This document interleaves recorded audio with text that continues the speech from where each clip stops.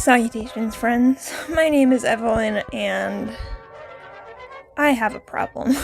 You see, when I go thrifting or to antique stores, there's always one section that never fails to just grip onto my little heartstrings, and usually it's impossible for me to leave that section without at least one item. And that is the section where they have a bunch of vintage tablecloths and doilies and little table runners and handkerchiefs and just all the little linens that used to be so popular to have over every single surface in your house. Now you might be thinking, how is this a problem? Who doesn't need tablecloths? Like, you know, maybe they're not everybody's taste, but there's nothing wrong with collecting tablecloths. To that I say, there is when you're living in a 12-foot by 16-foot space. That's not a lot of room for things that have surfaces to put doilies and tablecloths on. You know what? Let me actually give you a quick little tour. This is the entryway. This is my closet. Here's some storage, and that's extra storage in Rufus's closet. I do have two closets, so like, that's nice, but one of them is where I keep my litter box. So, not my litter box, Rufus's litter box. We have my little vanity area. The sleeping quarters, please ignore the mess. And the office. And that brings us right back to the entryway. So, this is where I'm currently living. This is where my space is. And as you may have gotten glimpses of as I gave you that very extensive tour, there's not a lot of surfaces that don't already have doilies and tablecloths. These don't have homes within my home. So, I had a thought, an idea, if you will. Why not make clothes out of it? Now, usually this is done with bed sheets. In fact, I have a pile of projects that I started and have yet to finish right here. That is all just projects that are made out of bed sheets. I have skirts that I've made out of bed sheets. I have dresses that I've made out of bed sheets. I have uncut bed sheets that I have because cotton and linen are my favorite fabrics to work with. And most bed sheets are made out of cotton and linen. What else is usually made out of cotton and linen? Vintage tablecloths. So I'm gonna take some of these from my collection and I'm gonna make them into tops. Now the chances that I use every single one of these in this video is very slim. In fact, I will probably only pick one or two to make into actual shirts. So we've got... It's so pretty. It's this stunning linen. It's got this cute little stitched detail. I can't tell if I like this side or this side better.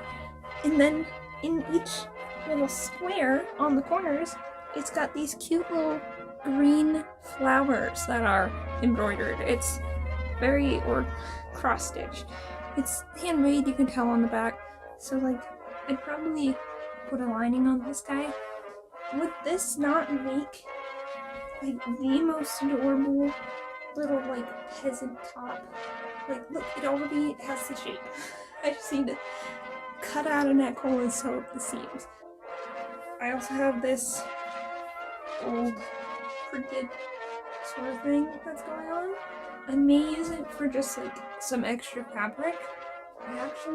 The print is blue, and I have this cute little blue handkerchief that I think would make really pretty sleeve. And it's like hand painted and stuff. All the flowers are really faded. Mayhaps a bodice and little sleeves. So those are our potential victims for today. So here's the plan. I'm only gonna end up doing 2 tops. I really wanted to use this ducky fabric, but I honestly just don't think I have the extra materials to make what I want to make. And just the way of the design and where it's placed on the fabric is really just, I'm gonna have to figure something out or just use it as a tablecloth.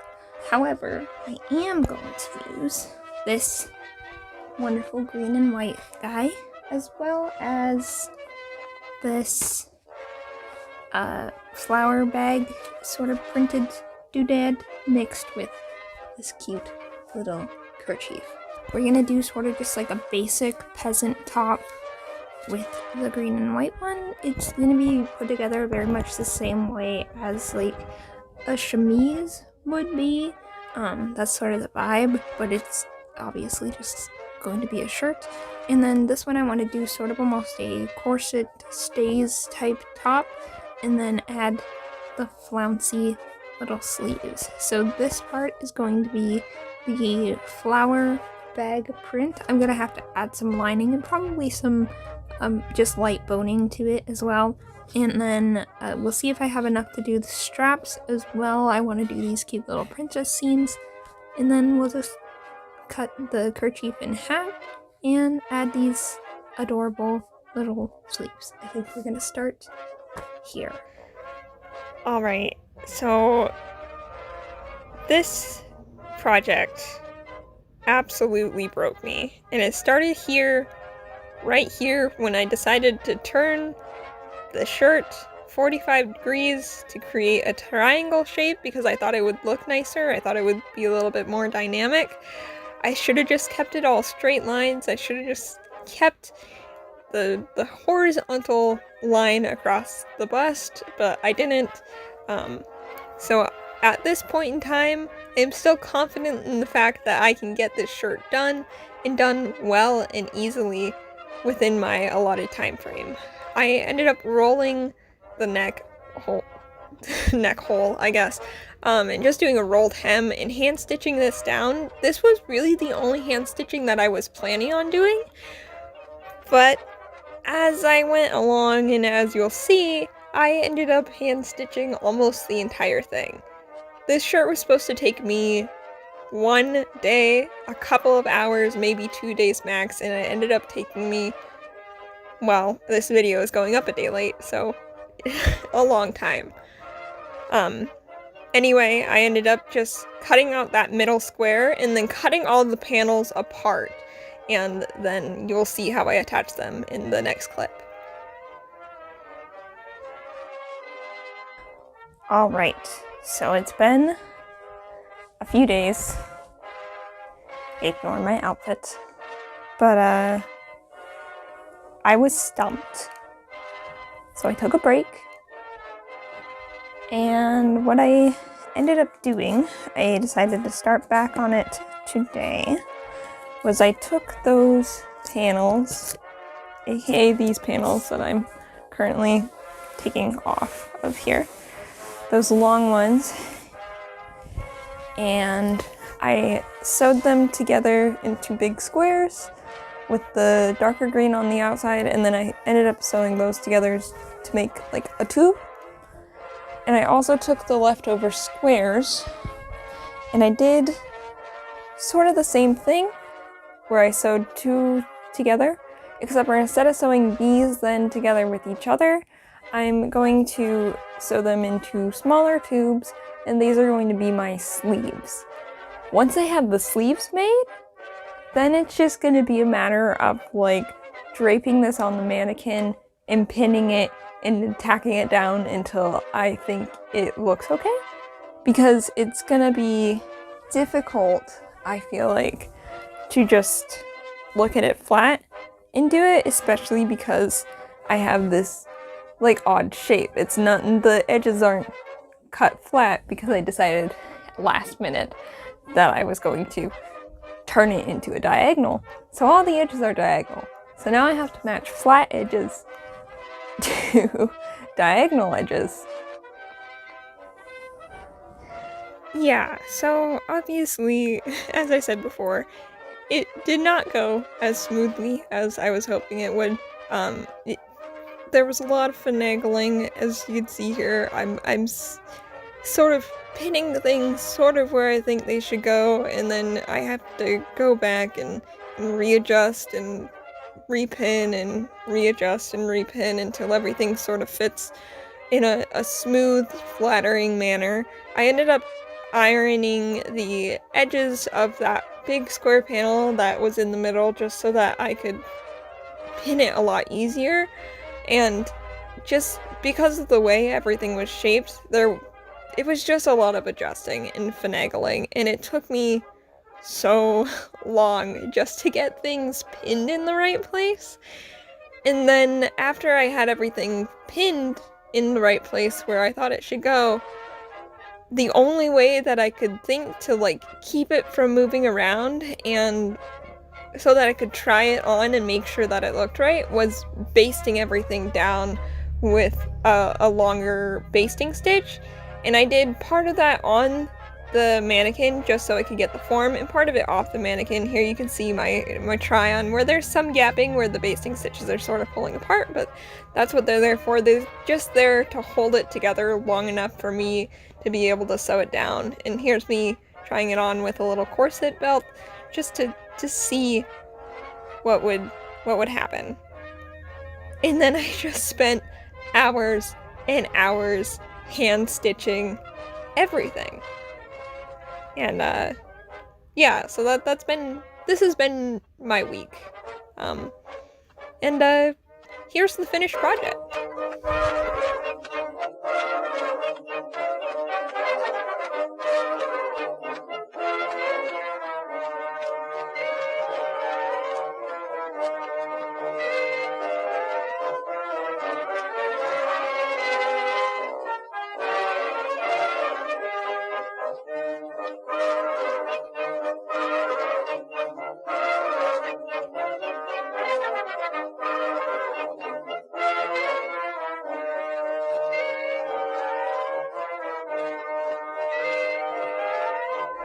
I'm going to be doing this outro in my pajamas because I'm tired and it's late and I really didn't want to get dressed and do my hair and makeup for this because this project, I got about to the point where I was basting all of this on the mannequin when I realized that there was absolutely no way that I was going to be able to make 2 tops before this video had to go out.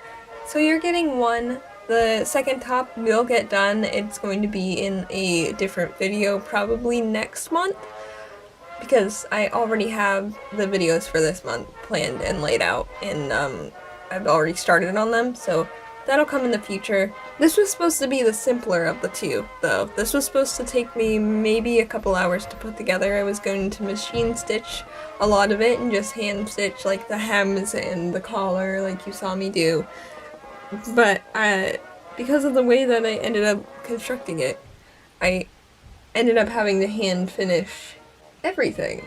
The only machine stitching that I did is where the main panels and the sleeves are connected from when they were rectangles. Other than that, all of this is, and all of the finishing is done by hand.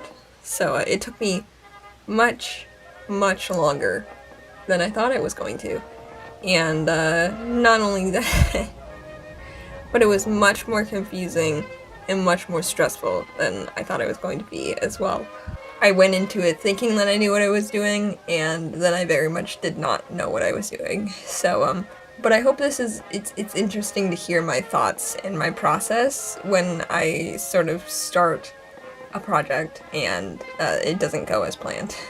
Maybe it'll help you with your projects that don't go as planned. I'm trying this new thing this year where if I start a project and then I get partway into it and I start hating it, I finish the project regardless.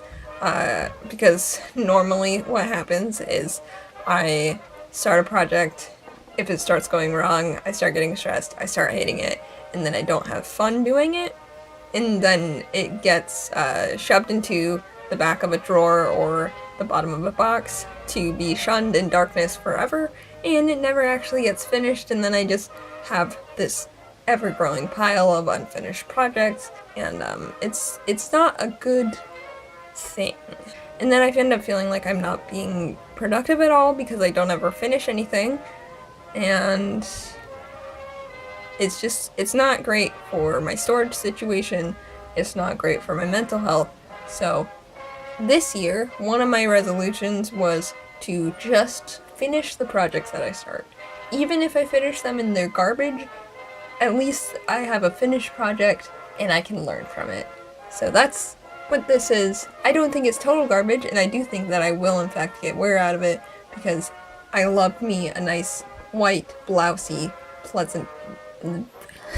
because I love me a nice linen peasanty blouse, and this linen is going to be really nice in the summertime. It's already starting to warm up where I'm at, so this is going to be quite nice and airy and breezy.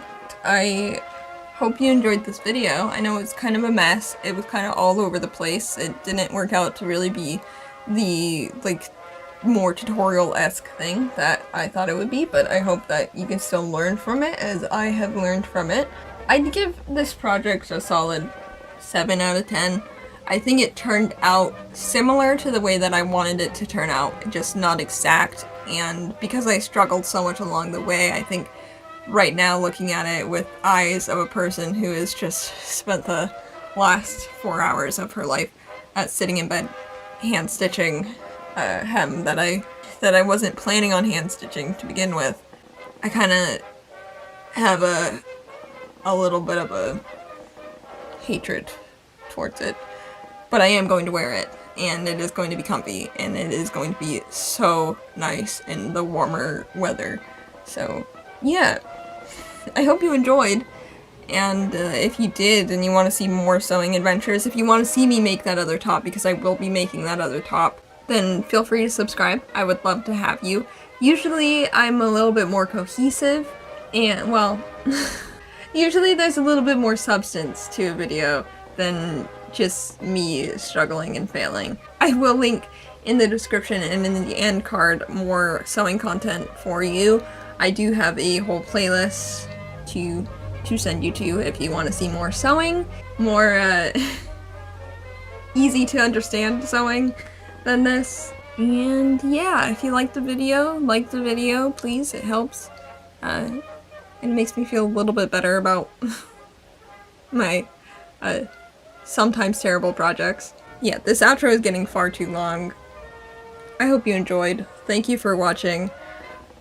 Next sewing project is going to be better. Just do some housekeeping. Don't forget that I do have a podcast if you would like to listen to me chat with my friend who is also named Eveline. We like to have a conversation every other Sunday about various topics. We each get to take turns picking one. That will be linked in the description. It's called The Babbling Brook with Eveline and Eveline. I also have an Etsy shop where I sell my art and my wares, and that will also be linked below. And one more thing that will be linked below is my Instagram, if you just want to see more of me. But I don't really post too often, usually just to correlate with the video. Okay, love you. Don't forget to wash your hands. Bye.